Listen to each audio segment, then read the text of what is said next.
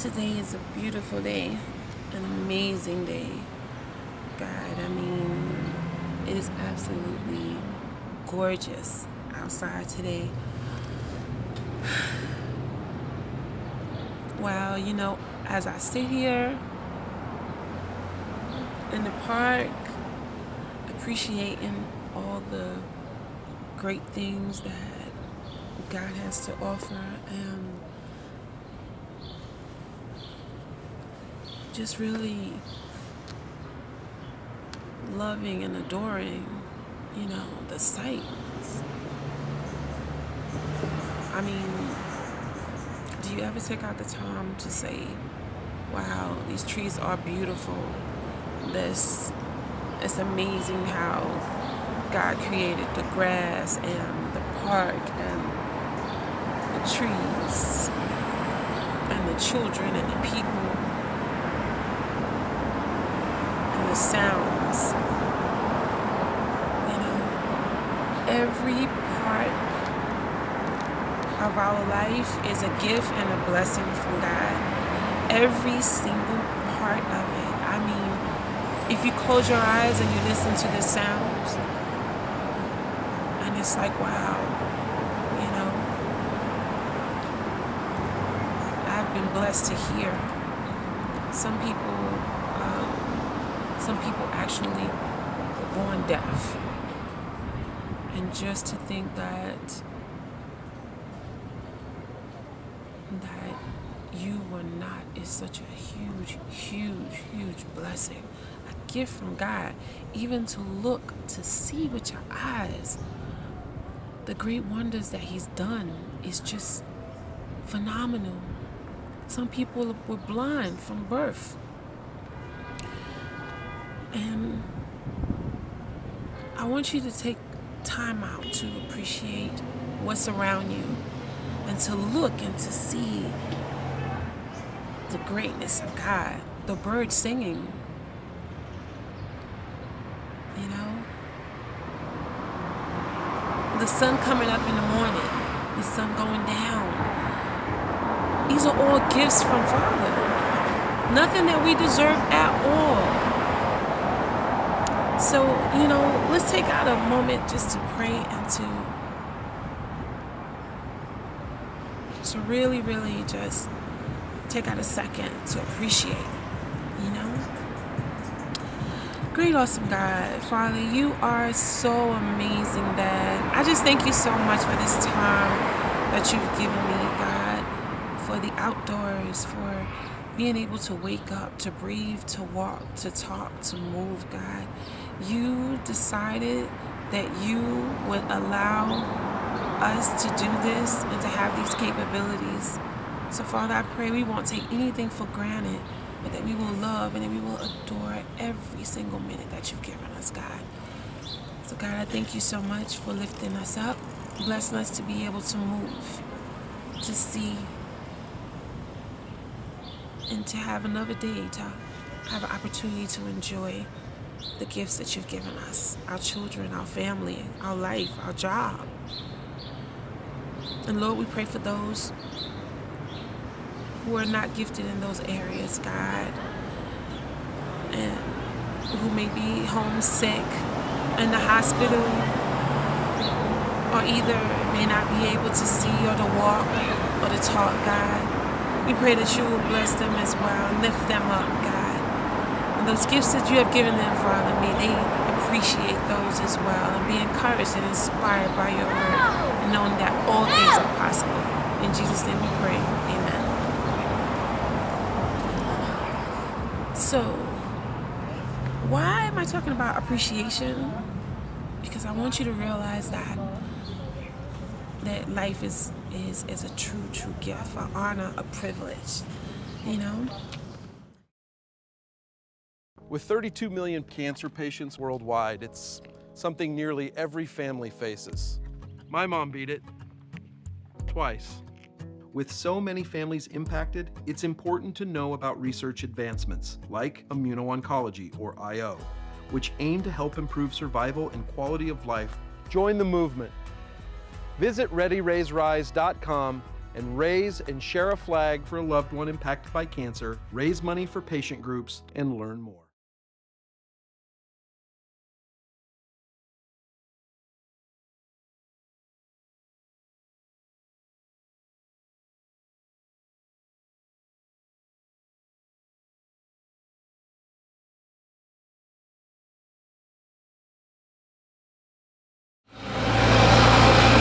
Courage to be able to change those things that you can't change, right? How about this part where it says, "and wisdom to know the difference"? Okay, so that is so huge because now you want to pray for God to help you to be wise and give you wisdom to know, okay, so I can't change the fact that I have cancer, but I can change how I live and the life that I live as I go through this, and I'm living with it, and I'm not dying yet. And so that is a huge thing, a huge step to take in the right direction, you know?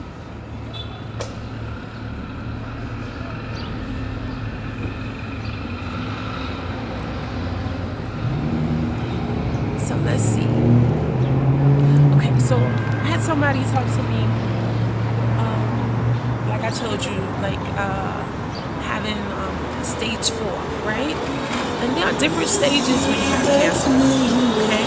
So, and not everybody really understands each stage. And so let's back up a little bit. We're not gonna spend a whole lot of time talking about it, but just different parts we're gonna mention today, okay? Just to help you get a little bit more clear in your mind exactly what it is. All right. What is cancer? Do you know what cancer is? Besides, I know that it's just something that really, really is. It seems to be something that's taken the life of so many people, and every time you hear about it on the news, it's more and more and more and more. Family member, friends. I mean, it's becoming so common, like the common cold, which is ridiculous, you know? It's almost the time you sit there and you think about, okay, so what's in the water? What am I drinking? What am I eating? What is it that's making so many people get cancer? Okay? And it says over here, I'm going to read it for you. It says, cancer is not one disease, but at least 100 different types of diseases that can arise from an organ in the body. However, all these cancers have one thing in common: abnormal, out of control growth of cells that can ultimately spread to vital organs such as liver, lung, or brain. Okay? There are over 125 different cancers. Now that's already too many. Okay? When I heard that, it's like, oh my goodness. The main ones you hear: lung, breast cancer, cervical cancer, prostate cancer, but over 125, that's too many. Okay?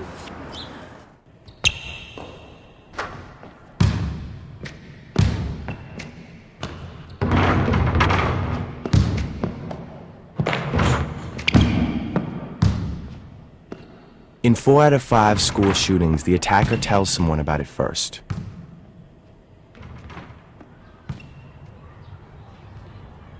Call 1-866-SPEAK-UP to anonymously report a weapon threat at school.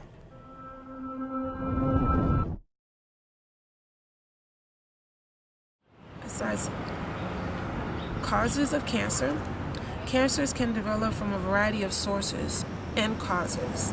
Okay? A major source is a group of chemicals known as carcinogens, which have been found in industrial pollutants, cigarette smoke, and some food additives and pesticides. People exposed to carcinogens are more susceptible to cancer, but not everyone exposed to these carcinogens develops cancer. Other causes of cancer include obesity, excessive consumption of alcohol. Wow, okay, I didn't know that. Lifestyle, exposure to large amounts of radiation, and exposure to too much sunlight. Certain viruses can also cause cancers such as cervical cancer or liver cancer. Cancer is also linked to heredity. If you have a strong family history of cancer, you may be more likely to develop cancer. Your parents can pass a gene to you that makes you more susceptible to cancer, or a genetic mutation can be passed to you through your father's sperm or your mother's egg that makes cancer more likely. Okay, so there are so many different types. I know people are stuck on the idea that, oh, if I smoke, that's the way I'm gonna definitely get it. But there's so many other ways that you can get it. You can inherit it. I mean, I know people who, their mother had breast cancer, aunt has breast cancer, the next thing you know, they develop it and their daughter has it as well. So we have to really, really give all glory to God and keep praying, because you never know what God has planned for each one of us.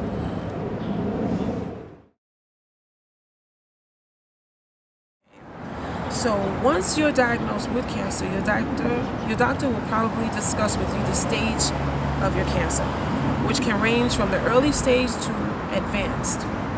Staging describes the extent of tumor growth and detectable spread to another tissue or organ, as well as the severity of the cancer based on the growth and spread.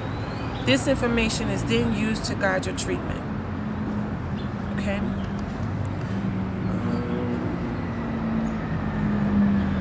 So depending on what stage you have is how they're going to work on the treatment that you're going to get, what type of treatment you're going to receive, and how much of it and where that treatment is going to be administered. Okay? It says basically cancers can be divided into 5 main categories. Okay, we have in situ. Oh, okay, and that's SITU.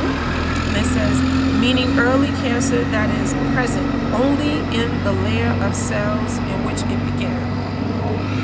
We have localized,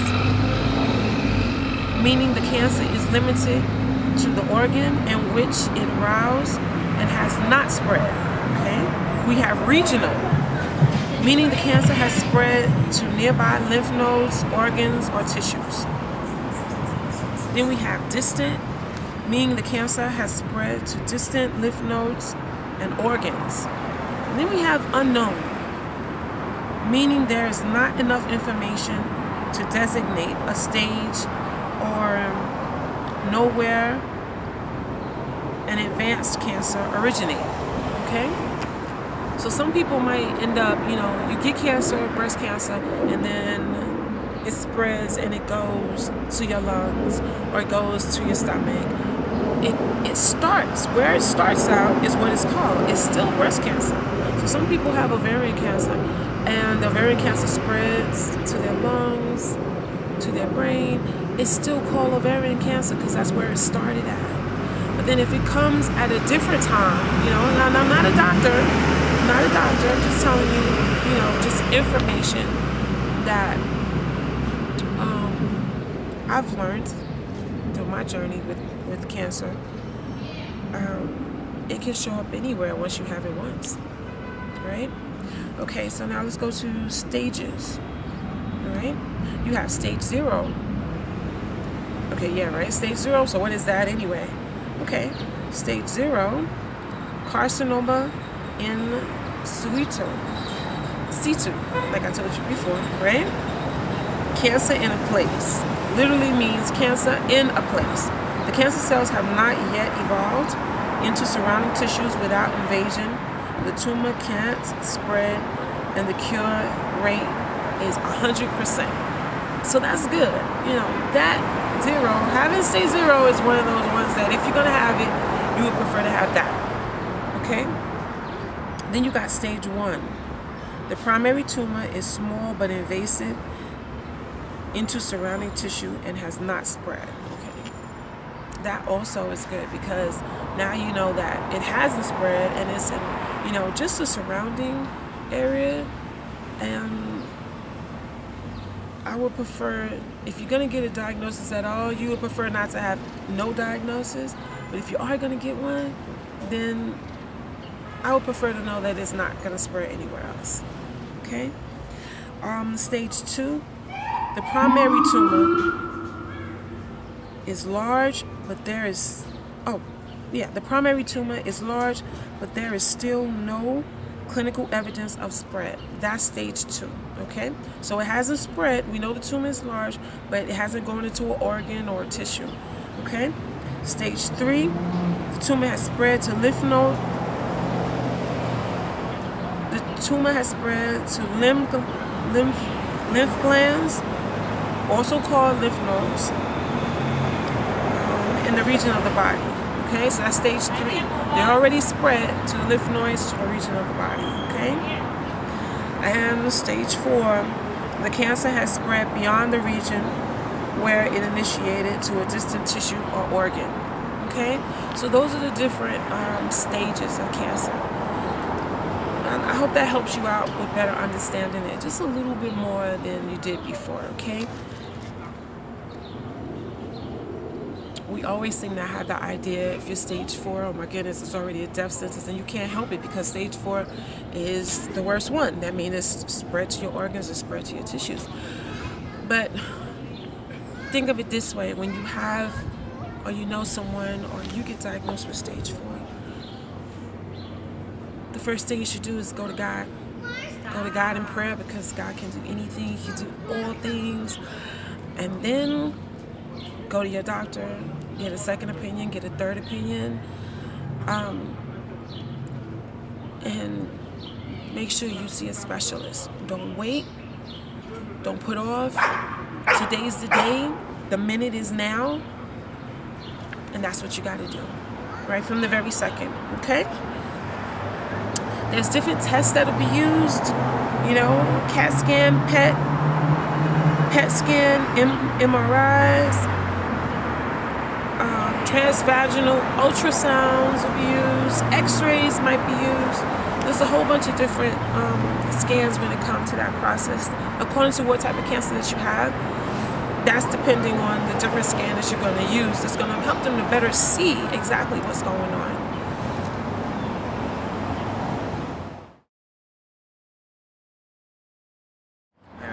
In advanced stages of cancer, cancer cells are able to spread or metastasize from one part of the body to another.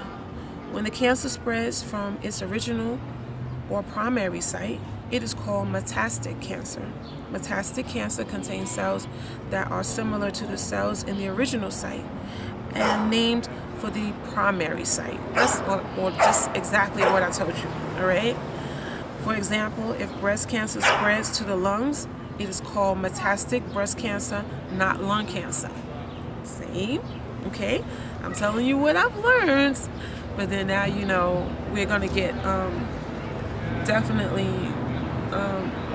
more information and more advice about that. Okay?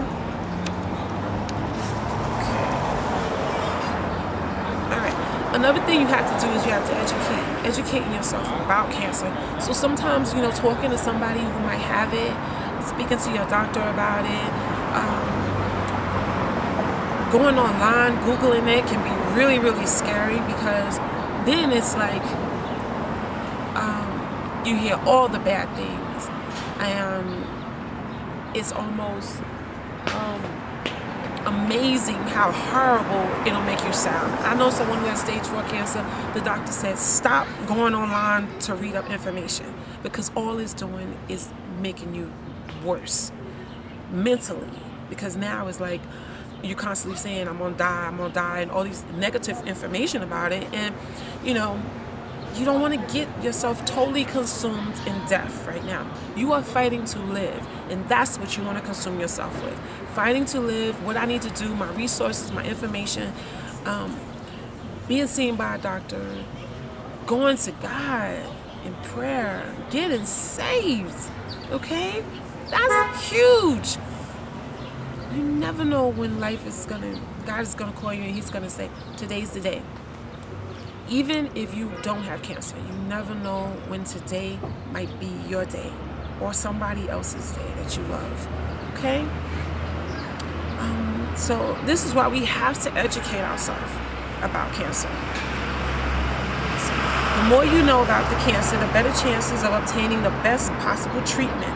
The internet offers a wealth of information about cancer and its treatment, yet you cannot always rely on the accuracy of the information posted on some websites. Okay, know that just because it's a website up there, they got a little ribbon up on top of their website, doesn't mean that they are the specialists, they are the doctors, they are the expertise on it. No, go to WebMD, and there's a lot of New York State websites that you can go on to. A lot of nonprofit organizations that have done their research.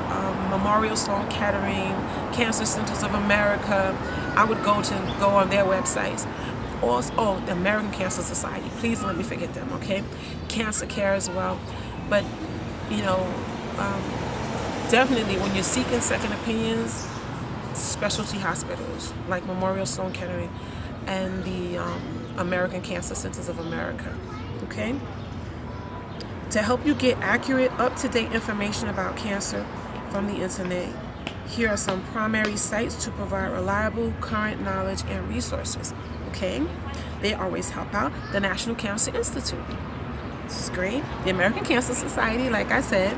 The National Comprehension Cancer Network. People Living with Cancer.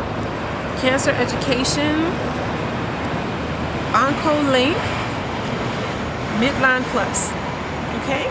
So those are some really, really great sites to get more information on that might help out as well. Okay? So that's a little bit more information that I wanted to give you. Keep in mind that seeking a second opinion is always fantastic, okay? Speaking with survivors who've been through it and finding out, how did it go for them doesn't mean it's going to go that way for you. Realize and know for certain that it's just like having a child. Each birth is different. No birth is the same, okay? No pregnancy is exactly the same, all right? So think of it like that, all right? Join a survivors club, okay? It'll help you to understand it a little bit more, meeting people that you know who are going through the same thing, okay? Some ministries have cancer survivor ministry. Some hospitals have different survivorship groups, which helps out a whole lot, okay? Get as much support as possible, okay? Modern medicine and powerful prayer is amazing. Have everybody praying for you. Hey, get as many people as you can. Somebody asks you, how you doing? Say, God is bringing me through. What can I pray about for you? Pray for my health. Pray for good health for me, okay? Let's see. Hope is not just a word. Grab a hold of it, build on it. Anything is possible with God. Focus on those scriptures. Get into your Bible. Learn more about what God says about what He can do for you. The miracles in the book of Mark. You have the miracles of God and the great things that He's done. Get in that book. Read more about how wonderful He is. Let's see. Lead a really full life. I'm telling you, don't waste a minute doing negative things. Try to stop smoking the best that you can and get help if you need it. Appreciate, like we were talking about, appreciate the life that God has given us. We have woken up this morning. We're breathing air. We can see, we can walk. I can hug my children. I can tell them I love them because right now, this minute, I have this minute and this time to do so. So this is the first part of your step into survivorship and realizing that I may have it, my family may have it, but God has given us today. And that is what we're going to build on, the fact that we have today. Tomorrow may not be promised, but this moment right now is happening. Psalm 13, 5-6, it says, I trust in your unfailing love. I will rejoice because you have rescued me. I will sing to the Lord because He has been so good to me. And that's what I want you to do. I want you to sing to the Lord because He has been been so good to you and because He has rescued you this minute. And from now on, you live this minute, minute by minute, moment by moment, appreciating the gifts of God. To God be the glory. I love you. God bless you.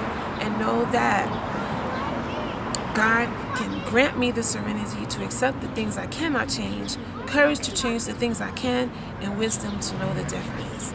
God loves you, and so do I.